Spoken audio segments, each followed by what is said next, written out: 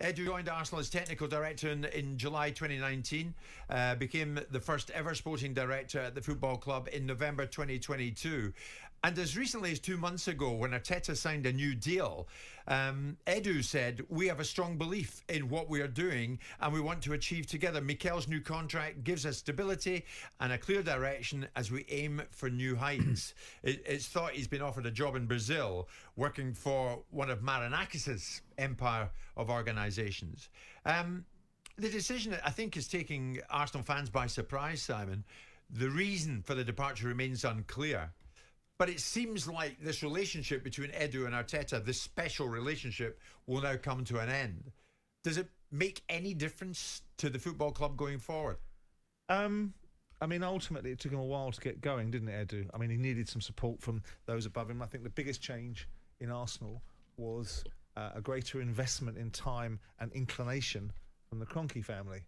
And I think that's been mirrored in Josh Kroenke becoming much more visible and much more engaged with Arsenal post the challenges of the European Super League and Arsenal's, climb down from that position. So I think it's ultimately if they've got a good relationship, good relationships are nice to have. But Arteta, does he lose a big ally? Does he need a big ally? Does he already have a relationship with those that make the decisions? I would suspect so. I would suspect that ultimately, will it be an advantage? Depends if they bring a better sporting director in.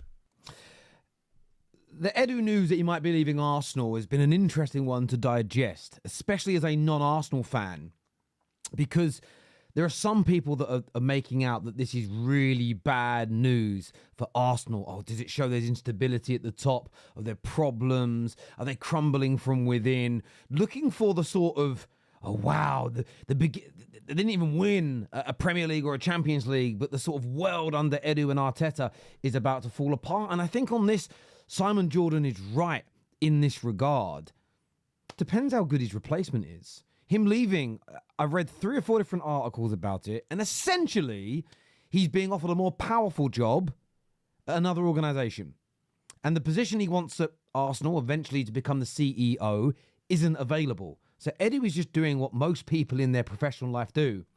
And that's getting another opportunity elsewhere and moving on. The only way this goes wrong for Arsenal is if the replacement for Edu is worse than him. Now, interestingly, if you're sort of part of the Arteta out, we're not very good, I don't like our squad, Arsenal fans, this is an amazing day. This is a very, very, very amazing day for you because somebody's leaving that you think is a hindrance to your football club. On top of this, on TalkSport, when I was listening to this today, they're speaking about the regression at Arsenal. Take a little listen to this and give me your thoughts and feelings. Make life any... By the way, make sure you smash the like button and make sure you're subscribing. Make sure the bell notifications are turned on as well, people. different to the fan who supports his or her club? Well, if the team doesn't perform, then they'll cite it as one of the reasons why they didn't. Most fans won't really understand the broad strokes of what a technical or sporting director's job is to do. It isn't, by the way, just to recruit players. It's to set a style of play and also to look at the youth development policies and to bring young players through. So it's a far much wider brief. It's a big part of what the old-fashioned managers, the Sir Alex Fergusons, the Brian Cloughs, the Arsene Wenger's used to do. Nowadays, there are no such thing as managers. Essentially, they are head coaches. Spot on. And just who you recruit, but like most people will say, the recruitment for the first team is the key component of how successful you'll be. I do think that Arteta will be under pressure this season because the expectation, if you've spent £500 million over the last 3 transfer windows, or last 3 seasons, then there's an expectation that you start to evolve. And of course they've evolved. They're a far better side, and that is, a lot of that is obviously down to Arteta. I expected Arsenal to kick on this season. I expected Arsenal to be challenging. I actually tipped Arsenal to win the league. I maintain the view. I know that Havertz has defied people's perspectives, including mine, by scoring goals, but I don't think he's the sort of player that's going to win you leagues, because ultimately, like the fella Keith said when he came on, about a forward that can score goals and get on the end of balls if you're playing wingers. But the fact of the matter is that I expected more from Arsenal. We're only 10 games into the season. They've had a mediocre start to the Champions League. Yes, they beat PSG. But I think they've laboured a little bit in the Champions League against Shakhtar Donetsk and away to Atalanta, which is no easy game. But in fairness, Atalanta are really good this season. Look how well they're doing in Serie A. They just battered Napoli 3-0 away from home. They also Arsenal outclassed PSG. The last game has left, I think it's a little recency bias. The last game wasn't very good, but they did win it.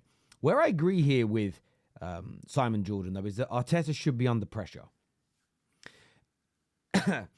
I feel that Arteta has done a good job alongside Edu, all being led by Josh Kroenke in the last 4 to 5 years, of getting Arsenal from being in the absolute mud to being title contenders.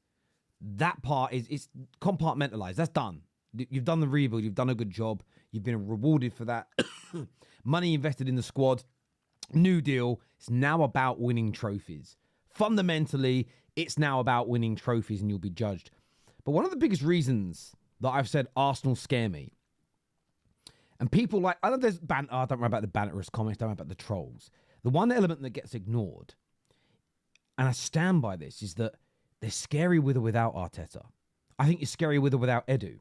In the sense of, and understand when I say scaring me, that's just a phrase, but the underlying meaning behind that is, if Arteta ultimately fails this season, if they replace him with, I'm throwing names out here, they don't need to be the exact people, so don't be sort of focused on the names I'm using.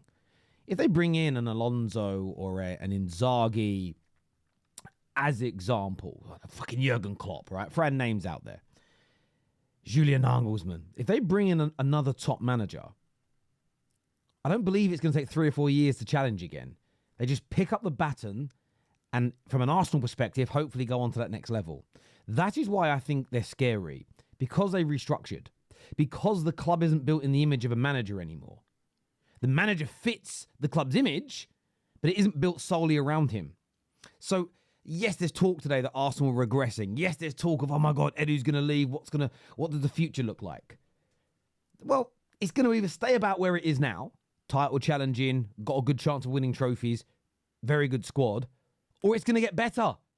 This is what I think anybody that thinks that Arsenal are suddenly going to fall off the edge of a cliff, become a mediocre team again, I think you're deluding yourselves. I really think you're deluding yourselves here. Yes, Chelsea have got better. Doesn't mean Arsenal are falling off. They're being well run.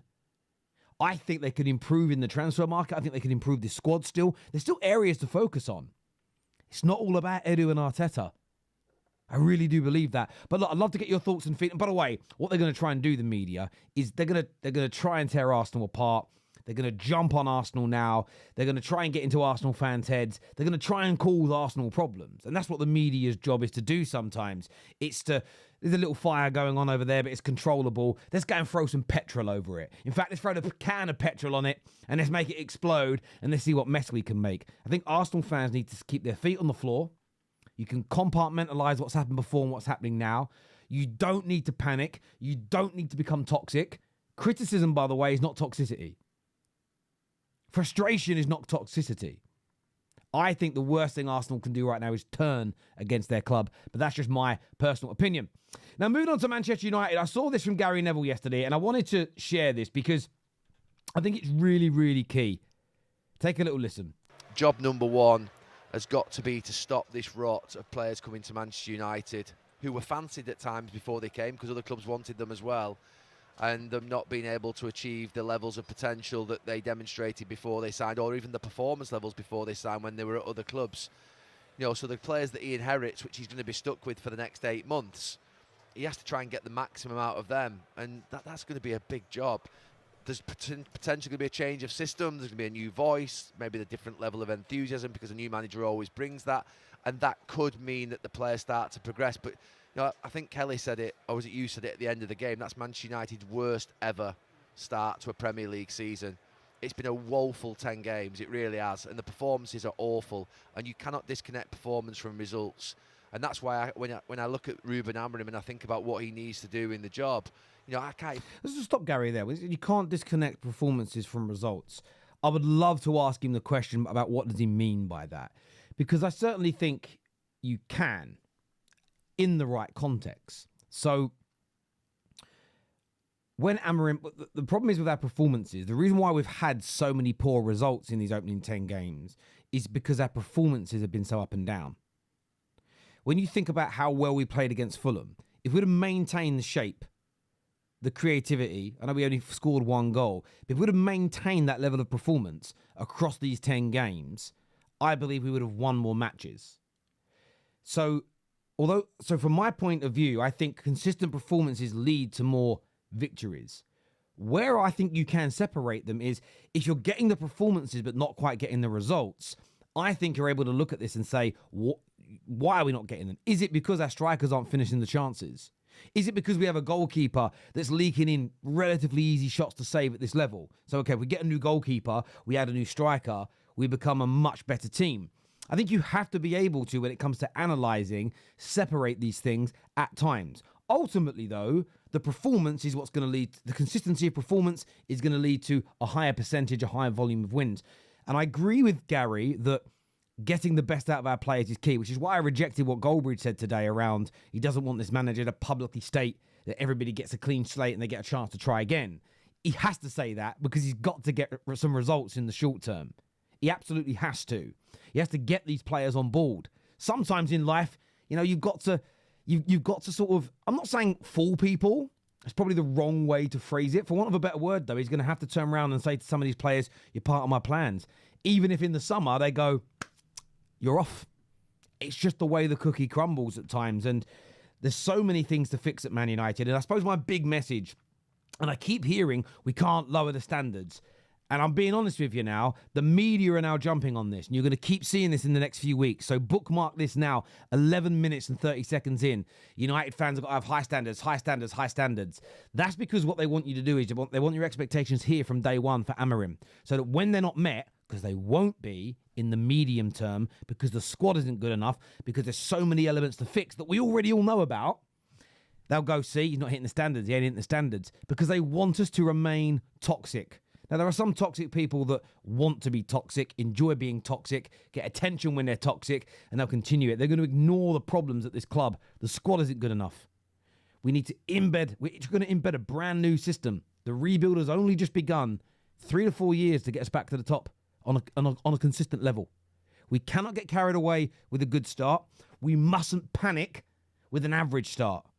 Maybe if it's horrendous and the next 10 games are worse than these 10 games, we can have a conversation. But there's so many things to fix. And what I want first is to become a much harder team to beat, as we've seen in the last 2 matches. I want the chance creation to improve. Actually, as we've seen in the last 2 matches, I believe that will lead to more confidence if we do that consistently, which will see us score more goals. Then, I'm absolutely up for the fact we've got to improve the squad. Then we need to add better players. Once all those things are done, you will start to see progression on the football pitch. But I've said it after the last 3 or 4 sackings of managers. The idea, the notion that the new head coach is going to come in and there is going to be very quick, very rapid improvements that will be sustained over a prolonged period of time is nonsense. Anybody that's pushing back against that, just cite the case and points of all our previous sackings as to why they're wrong.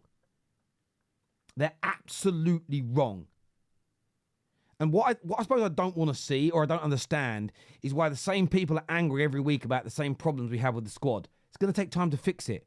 I think you can raise the standards of where you want to be, but assess the games in the here and now at the same time. This idea that I've got to assess the games today based on where I think we should be in 4 or 5 years' time is crazy, or where we were 11 years ago is crazy. We are where we are. We know the destination.